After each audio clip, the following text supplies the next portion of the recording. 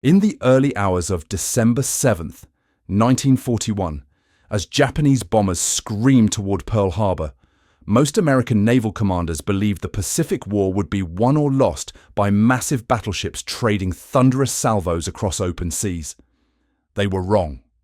The real war would be fought in the shadows beneath the waves, where a handful of steel predators would bring the mighty Japanese Empire to its knees through a campaign of relentless economic strangulation. What I'm about to tell you is the story of how American submarines didn't just sink ships, they dismantled an entire nation's ability to feed itself, fuel its war machine, and maintain its grip on a Pacific empire that stretched across thousands of miles.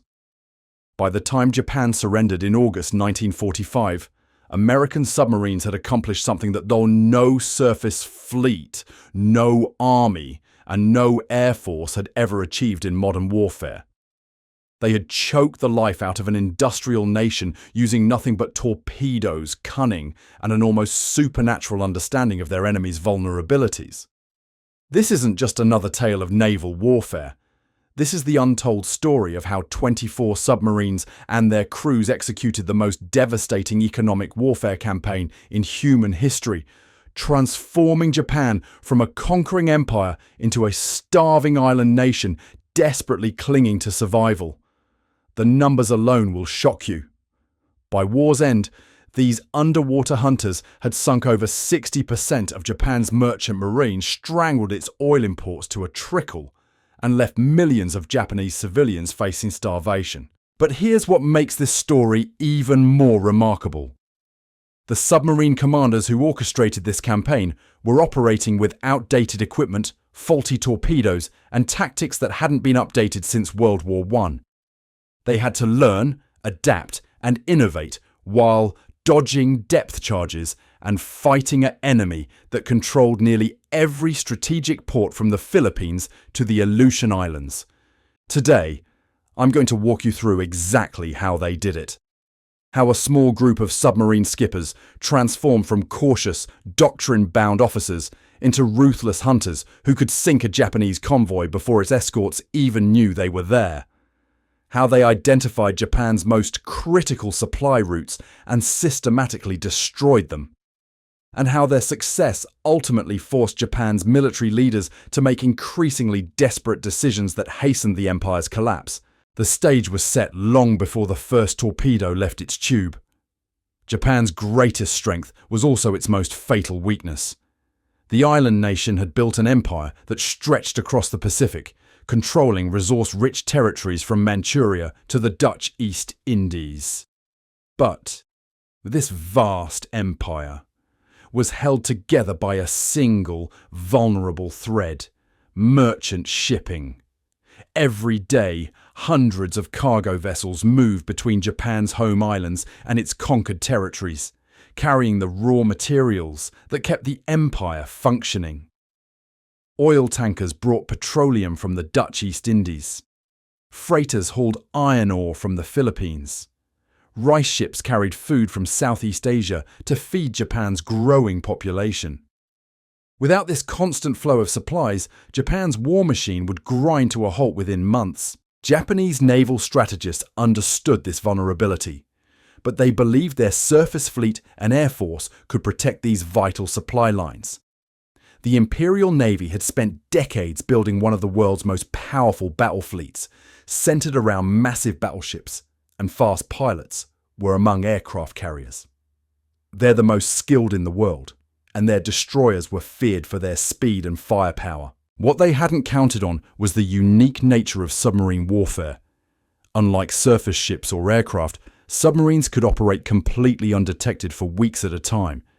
They could position themselves along known shipping routes and wait for targets to come to them. Most importantly, they could strike without warning and disappear before enemy forces could respond. American submarine doctrine in December 1941 was hopelessly outdated. Navy regulations required submarine commanders to surface and warn merchant vessels before attacking, giving crews time to abandon ship. This gentlemanly approach to warfare might have worked in the Atlantic during World War I, But it was suicide against an enemy that had already demonstrated its willingness to fight without mercy. The Mark 14 torpedo, standard equipment on American submarines, was a technological disaster.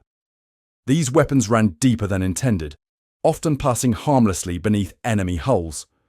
When they did hit their targets, their magnetic exploders frequently failed to detonate. Submarine skippers found themselves in the impossible position of scoring perfect attacks, only to watch their torpedoes bounce harmlessly off enemy ships. Despite these handicaps, a few submarine commanders began to understand the strategic opportunity in front of them. Captain Dudley Morton of the USS Wahoo was among the first to grasp the full potential of unrestricted submarine warfare against Japanese merchant shipping.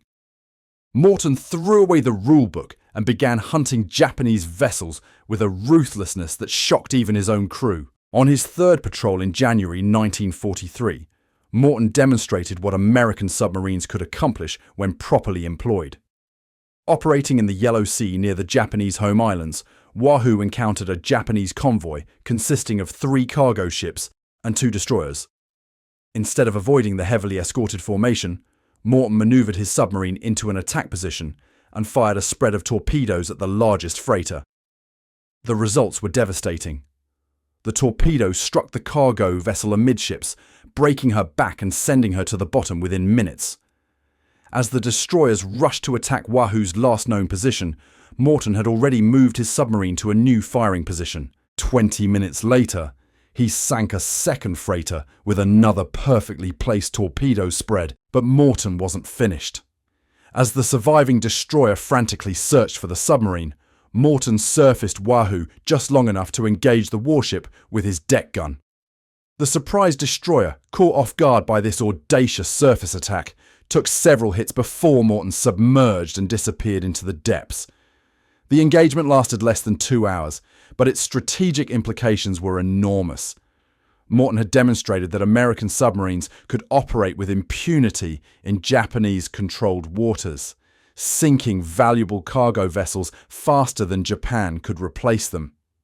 More importantly, he had shown that aggressive tactics and creative thinking could overcome the technical limitations of American submarine equipment. Word of Morton's success spread quickly through the submarine force. Other commanders began adopting similar tactics, abandoning cautious approaches in favor of bold, aggressive attacks.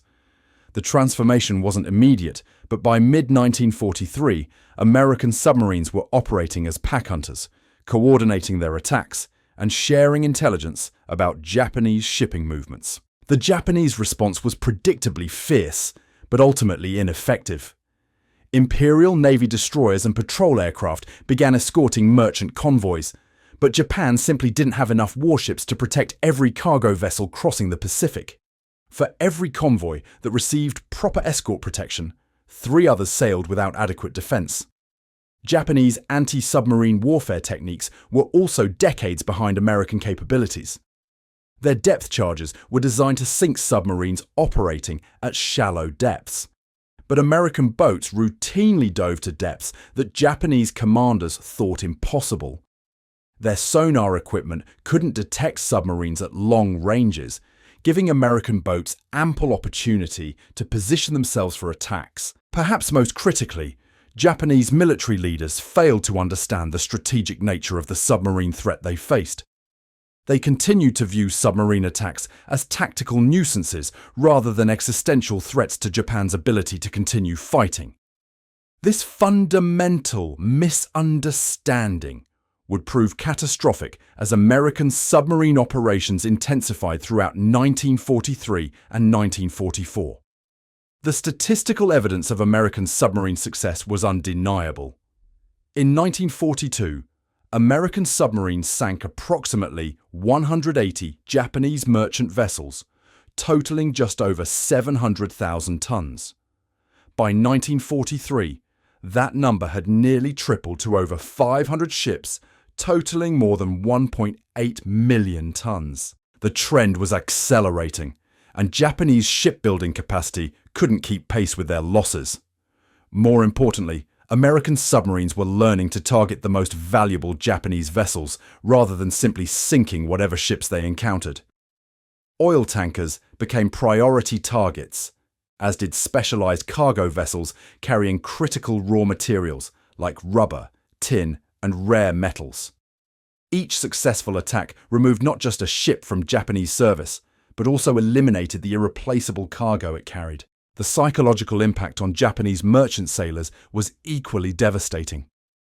Crews began refusing to sail on certain routes known to be heavily patrolled by American submarines. Those who did sail lived in constant fear, knowing that death could come without warning from the depths below.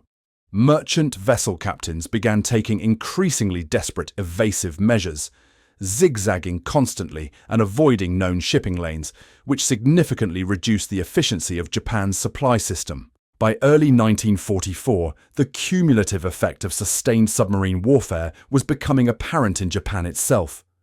Rationing became more severe as food imports dwindled. Industrial production began declining as raw material shortages became chronic.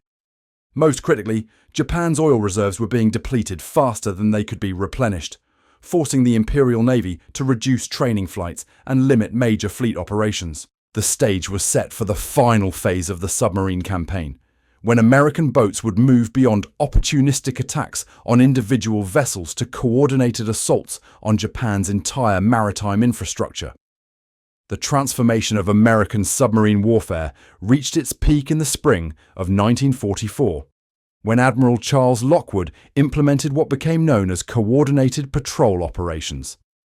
Instead of sending individual submarines on independent hunting missions, multiple boats now worked together, sharing intelligence and executing synchronized attacks against Japanese convoy routes. The USS Barb, under Commander Eugene Fluckey, exemplified this new approach during a patrol that would become legendary among submarine crews. Operating in the Sea of Japan in June 1944, Fluckey received for Japanese ports. Rather than attacking intelligence about a heavily laden convoy departing from Vladivostok bound immediately, he coordinated with two other American submarines to create what he called a gauntlet of death. The three submarines positioned themselves at intervals along the convoy's projected route, creating overlapping fields of fire that would make escape virtually impossible. When the Japanese formation entered the trap, consisting of 8 cargo vessels escorted by 4 destroyers, the submarines struck with devastating precision. Within 30 minutes, 6 freighters had been sent to the bottom, their cargoes of Siberian timber and strategic metals lost forever. What made this attack particularly significant wasn't just the number of ships sunk, but the psychological impact on Japanese naval commanders. The coordinated nature of the assault demonstrated that American submarines were no longer operating as individual raiders, but as components of an integrated warfare system. Japanese convoy routes that had been considered relatively safe were suddenly death traps. The ripple effects of these coordinated attacks spread throughout Japan's maritime command structure. Convoy schedules became increasingly erratic as commanders tried to avoid predictable patterns that submarines could exploit. Ships began taking longer, more circuitous routes to avoid known submarine patrol areas. Port loading and unloading operations were rushed, leading to cargo damage and reduced efficiency. By mid-1944, American submarine commanders had identified Japan's most critical vulnerability: the oil tanker routes from the Dutch East Indies. These massive vessels, some displacing over 20,000 tons, carried the petroleum that fueled Japan's entire war effort. Without this oil, the Imperial Navy couldn't operate its fleet, the army couldn't fuel its vehicles, and Japanese industry couldn't maintain production. Commander Richard O'Kane of the USS Tang developed tactics specifically designed to hunt these valuable tankers. O'Kane studied Japanese convoy patterns and discovered that oil tankers typically sailed in small, fast groups with minimal escort protection. The Japanese believed speed and stealth were better protection than heavy destroyer screens, which consumed too much of the precious fuel they were meant to protect. O'Kane proved them catastrophically wrong. Operating in the South China Sea in October 1944, Tang intercepted a formation of 3 oil tankers escorted by a single destroyer. Using a technique he called the down-the-throat shot, O'Kane positioned his submarine directly in the convoy's path and fired torpedoes at point-blank range as the ships passed overhead. The first tanker exploded in a massive fireball that could be seen for miles. The second vessel, struck by 2 torpedoes, broke in half and sank within minutes. The third tanker, attempting to escape, was caught by Tang's final torpedo spread and went down with over 15,000 tons of irreplaceable aviation fuel. The psychological impact of losing entire tanker convoys began affecting Japanese strategic planning at the highest levels. Emperor Hirohito himself was briefed on the mounting shipping losses, and for the first time, Japanese military leaders began discussing the possibility that the war might be unwinnable if current trends continued. Japanese attempts to counter the submarine threat became increasingly desperate and ineffective. The Imperial Navy diverted destroyers from frontline combat operations to escort duty, weakening their ability to support major fleet actions. Anti-submarine patrols were increased, but Japan simply lacked the resources to adequately protect thousands of miles of shipping routes. The introduction of Japanese submarine hunters, specialized vessels designed to detect and destroy American boats, initially appeared promising. These ships carried improved sonar equipment and more powerful depth charges. However, American submarine commanders quickly adapted their tactics, operating at greater depths and using terrain features like underwater mountains and thermal layers to mask their movements. Commander Dudley Morton, now legendary among submarine crews, demonstrated the futility of Japanese anti-submarine efforts during a patrol near the Mariana Islands. When Morton's Wahoo was detected by a Japanese hunter-killer group, he turned the tables on his pursuers. Instead of fleeing, Morton used his superior underwater speed and maneuverability to position Wahoo for a torpedo attack on the lead Japanese vessel. The hunter became the hunted in a matter of minutes. Morton's torpedoes struck the Japanese anti-submarine ship amidships, sending her to the bottom with all hands. The remaining vessels in the hunter group, shocked by this reversal of fortunes, retreated to port and never again attempted to engage American submarines with such aggressive tactics. By late 1944, the cumulative effect of sustained submarine warfare was becoming impossible for Japanese leaders to ignore. Internal documents captured after the war revealed the extent of Japan's maritime crisis. Shipping losses had reached catastrophic levels, with Japanese merchant tonnage declining by over 70% since the beginning of the war. The oil situation was particularly dire. Japan's strategic petroleum reserves, built up over years of preparation, were nearly exhausted. Daily consumption far exceeded imports, and rationing had been extended to virtually every aspect of Japanese society. Military training flights were reduced to preserve aviation fuel, and major naval operations were postponed indefinitely. Food shortages were becoming acute in Japan's major cities. Rice imports from Southeast Asia had been reduced to a trickle, forcing the government to implement increasingly severe rationing measures. Industrial workers received smaller food allocations, leading to declining productivity in critical war industries. The Japanese government's response to these mounting crises revealed the desperation of their strategic position. Emergency shipbuilding programs were launched, but Japan lacked both the raw materials and skilled workers necessary to replace losses quickly. Merchant sailors were conscripted from other occupations, but these inexperienced crews were even more vulnerable to submarine attack. Most telling of all, Japanese military leaders began discussing previously unthinkable strategic options. Documents from Imperial General Headquarters meetings in late 1944 reveal serious consideration of abandoning outlying territories to concentrate resources on defending the home islands. The vast Pacific Empire that Japan had spent decades building was becoming an unsustainable drain on increasingly scarce resources. American submarine commanders, meanwhile, were becoming increasingly sophisticated in their targeting priorities. Intelligence officers analyzed captured documents and intercepted communications to identify the most valuable Japanese vessels. Submarines were directed to specific areas where critical supplies were most likely to be found. The USS Silversides, under Commander John Coy, demonstrated this targeted approach during a patrol in the Philippine Sea. Acting on intelligence that a Japanese hospital ship was actually carrying ammunition and supplies in violation of international law, Coy tracked the vessel for 2 days before confirming its military cargo.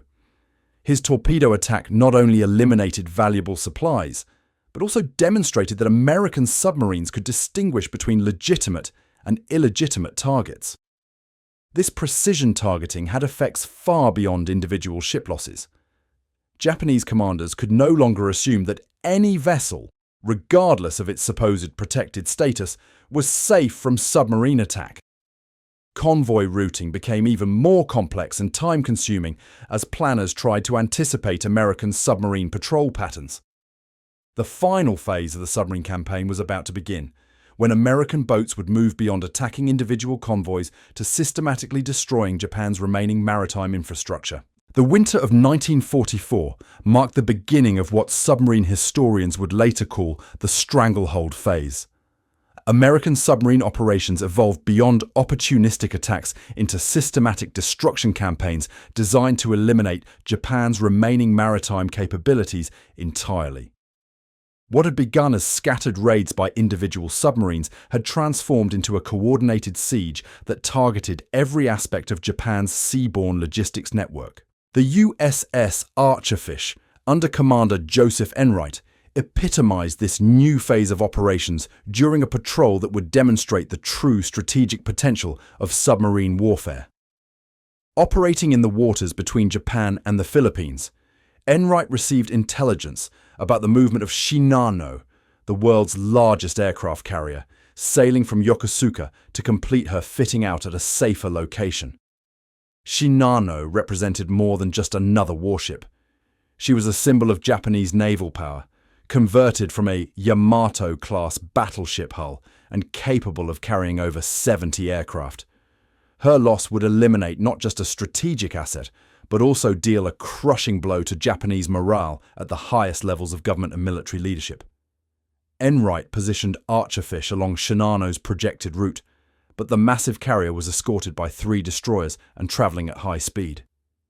Traditional submarine doctrine suggested avoiding such a heavily protected target, but Enright understood that strategic value justified extraordinary risk. He manoeuvred his submarine into an attack position that required precise timing and flawless execution. The attack sequence lasted less than 20 minutes, but its execution was masterful. Enright fired 6 torpedoes in a carefully calculated spread, accounting for the carrier's speed, course changes, and the defensive maneuvering of her escorts. 4 torpedoes found their mark, striking Shinano along her hull in a pattern that maximized structural damage and flooding. The massive carrier fought for survival for nearly 7 hours, her damage control teams working desperately to contain the flooding. But Shinano's design, optimized for aircraft operations rather than damage resistance, could not withstand the systematic destruction caused by multiple torpedo hits.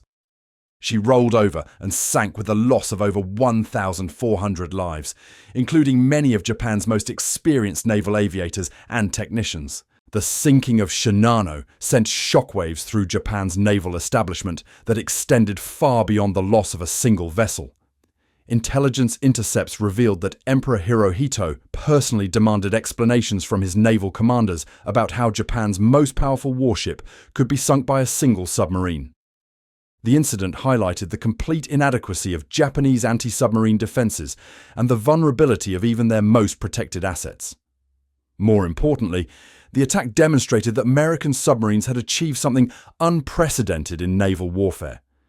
They could now threaten any Japanese vessel, regardless of size, protection, or strategic importance. No convoy route was safe, no harbour was secure, and no military operation could be conducted without considering the submarine threat. The psychological impact of these successes began affecting Japanese decision-making at every level. Merchant captains refused dangerous routes, requiring military authorities to conscript crews and threaten court-martial for disobedience. Port commanders delayed sailings for days while searching for submarine contacts that often didn't exist. The mere possibility of submarine attack was paralyzing Japan's maritime operations. American submarine commanders exploited this psychological vulnerability with increasing sophistication. Commander Samuel Dealey of the USS Harder developed what he called phantom patrol tactics, where his submarine would surface briefly in heavily trafficked areas, allowing Japanese spotters to report submarine contacts, then disappear without attacking anything. The resulting panic would disrupt shipping schedules for weeks as convoys were rerouted and sailings postponed. These psychological operations were particularly effective because they required minimal resources while producing maximum disruption. A single submarine could terrorize an entire sea lane simply by making its presence known.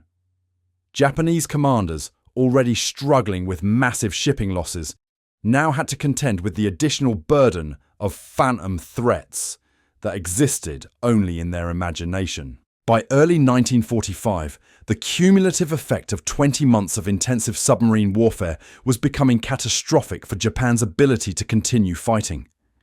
Internal government reports discovered after the war revealed that Japanese leaders were facing impossible choices between military operations and civilian survival. Food imports had declined to less than 30% of pre-war levels, forcing the government to consider reducing military rations to prevent widespread civilian starvation. The industrial situation was equally dire. Critical raw materials like rubber, tin, and rare metals were virtually unavailable, forcing many factories to shut down production lines. Steel production had declined by over 60% due to iron ore shortages, making it impossible to replace military equipment losses or maintain existing weapon systems. Most critically, Japan's oil situation had become desperate beyond any possibility of recovery. Strategic petroleum reserves were exhausted, and daily consumption far exceeded the trickle of imports still reaching Japanese ports. The Imperial Navy was forced to cancel training exercises, ground most of its aircraft, and severely limit fleet operations to preserve remaining fuel supplies. American submarine commanders recognized that they were witnessing the collapse of Japan's war-making capability in real time. Intelligence reports indicated that Japanese military units throughout the Pacific were receiving reduced supplies and operating with critical equipment shortages. Some isolated garrisons had been abandoned entirely when supply runs became impossible to maintain. The USS Bowfin, under Commander Alexander Tyree, demonstrated the extent of Japanese maritime collapse during a patrol near the Philippines in February 1945. Tyree discovered that entire shipping routes that had been heavily trafficked just months earlier were now completely abandoned. Japanese vessels that had once traveled in large, well-protected convoys were now attempting to reach their destinations individually, using fishing boats and coastal vessels to avoid submarine detection. These desperate improvisation attempts proved futile against American submarine surveillance networks. Even small coastal vessels were tracked and destroyed, eliminating Japan's last remaining links to its overseas territories.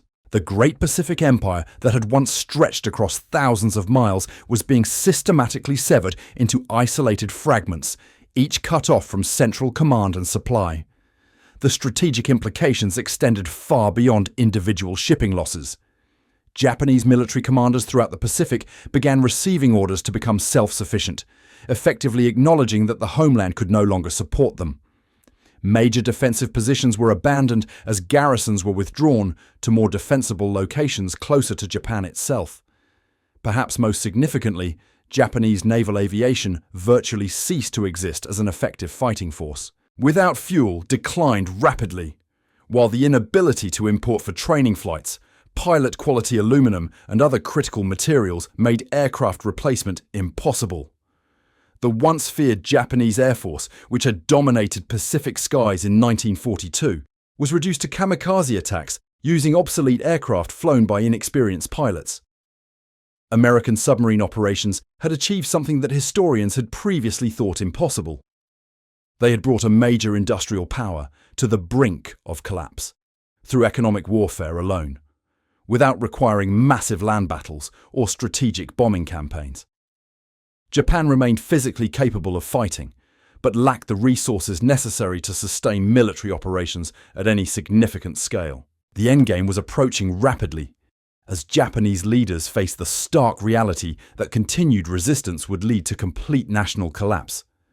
The submarine campaign had succeeded beyond even the most optimistic American projections, transforming Japan from a conquering empire into a desperate nation fighting for survival.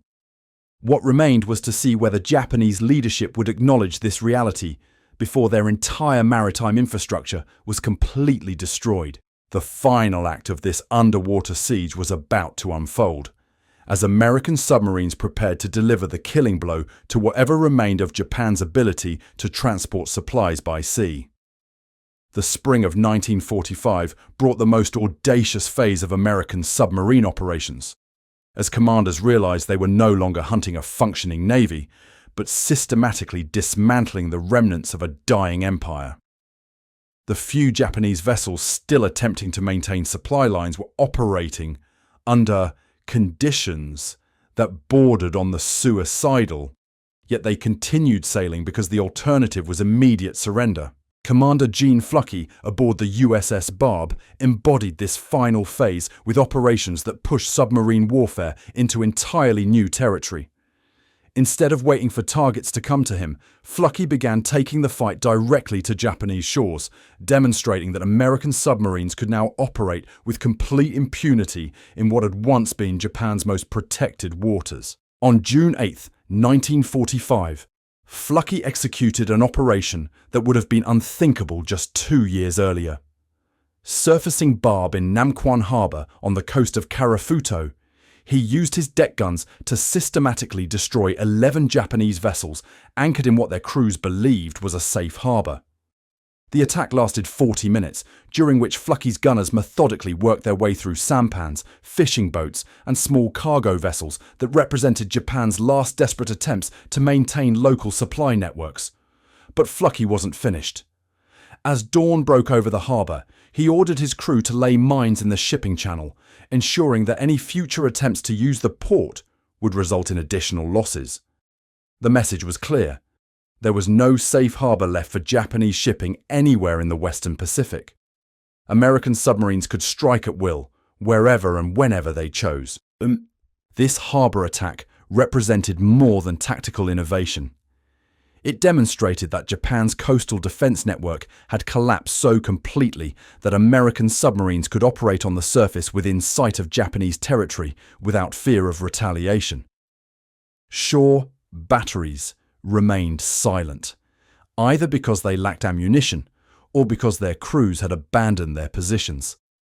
The psychological impact of these coastal raids extended far beyond their immediate material effects. Japanese civilians living along the coast could now witness American submarines attacking their harbors in broad daylight. The myth of Japanese naval invincibility, already severely damaged by 3 years of shipping losses, was shattered completely. If American submarines could attack Japanese harbors with impunity, what protection could the government offer its people? Intelligence intercepts revealed that Japanese coastal communities were evacuating fishing fleets and small commercial vessels to inland waterways, abandoning centuries-old fishing grounds rather than risk submarine attack. This internal displacement further disrupted Japan's already fragile food distribution system, as coastal fishing had provided one of the few remaining sources of protein for the civilian population. The USS Segundo, under Commander James Lynch, demonstrated the extent of Japanese maritime paralysis during a patrol that would become legendary for its sheer audacity. Operating in the Yellow Sea, just 50 miles from the Japanese coast, Lynch discovered that Japanese vessels were now attempting to move supplies using river barges and canal boats, hoping that shallow draft vessels could avoid submarine detection. Lynch proved them wrong by taking Segundo into waters so shallow that her keel scraped the bottom as she maneuvered for attack positions. His torpedoes destroyed a convoy of 12 barges carrying rice from Korea to Japan, eliminating food supplies intended to feed thousands of civilians. The attack occurred in water so shallow that Lynch could see the bottom through his periscope. Yet no Japanese forces responded to the explosions echoing across the coastline. These shallow water operations revealed the complete breakdown of Japan's coastal surveillance network. Radar stations had been abandoned or destroyed. Patrol boats lacked fuel to maintain regular sweeps, and aircraft were grounded due to pilot shortages and mechanical failures. American submarines were operating in an environment where they faced virtually no organized opposition. The strategic implications were staggering. Japan had effectively lost control of its own coastal waters, making it impossible to maintain even the most basic supply operations. Internal documents captured after the war revealed that Japanese military commanders were discussing the possibility of abandoning all offshore islands and withdrawing to a defensive perimeter around the main home islands themselves. Commander Morton Mummer, aboard the USS Naval, exemplified the systematic nature of this final submarine campaign during operations that targeted Japan's remaining inter-island supply routes. Instead of hunting individual vessels, Mummer developed what he called saturation tactics, positioning his submarine at choke points where multiple shipping routes converged and systematically destroying everything that attempted to pass. Operating in the Tsugaru Strait between Honshu and Hokkaido, Mummer established what amounted to a submarine blockade that lasted for 6 weeks. Any vessel attempting to transit the strait faced almost certain destruction, as Naval had positioned herself with perfect knowledge of local currents, weather patterns, and shipping schedules provided by intelligence services that had cracked Japanese naval codes. The results were devastating beyond even Mummer's expectations. During his 6-week patrol, Naval destroyed 47 Japanese vessels, ranging from small fishing boats to medium-sized freighters. More importantly, the mere presence of an American submarine in the strait forced Japanese authorities to suspend all civilian shipping between the home islands, effectively cutting Hokkaido off from the rest of Japan. This internal blockade had cascading effects throughout Japan's transportation network. Coal from Hokkaido's mines could no longer reach power plants on Honshu, forcing rolling blackouts that shut down critical war industries.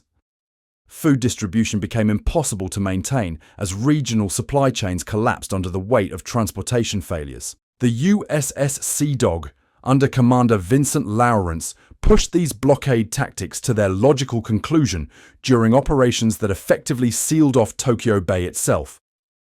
Lawrence positioned his submarine at the mouth of the bay and began systematically destroying any vessel attempting to enter or leave Japan's most important port. For 3 weeks, Tokyo Bay remained effectively closed to all commercial traffic. The economic impact was immediate and catastrophic.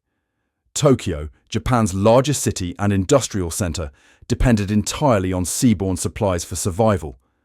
With the bay sealed by submarine action, food shortages became critical within days, while industrial production ground to a halt as raw materials stockpiles were exhausted. Government rationing was reduced to starvation levels as authorities struggled to distribute dwindling supplies. Intelligence reports indicated that Japanese government officials were beginning to discuss surrender options for the first time since the war began. The combination of strategic bombing, submarine warfare, and the Soviet entry into the Pacific War had created a situation where continued resistance appeared futile. Japan retained the theoretical ability to fight, but lacked any practical means of sustaining military operations. The final confirmation of Japan's maritime collapse came from an unexpected source. Commander Edward Shelby, aboard the USS Sunfish, reported encountering Japanese vessels flying white flags and attempting to surrender to his submarine. Merchant crews, faced with certain death if they continued sailing, were choosing captivity over what they considered suicide missions. These maritime surrenders, unprecedented in Japanese military tradition, revealed the complete breakdown of morale among Japan's remaining merchant sailors. Ships that did attempt to sail were often abandoned by their crews before leaving port, forcing military authorities to conscript sailors at gunpoint and threaten execution for desertion. By August 1945, American submarines had accomplished what no military force in history had ever achieved. They had strangled a major industrial power into submission using nothing but steel hulls, torpedoes, and the relentless determination of their crews. Japan's mighty Pacific Empire, built over decades of conquest and expansion, had been reduced to isolated fragments cut off from all support. The submarine campaign succeeded where battleships and bombers could not, proving that wars are won not just by destroying armies, but by severing the economic lifelines that keep nations alive. Today, this underwater siege remains the gold standard for economic warfare, a testament to what happens when tactical brilliance meets strategic vision in the depths of the ocean.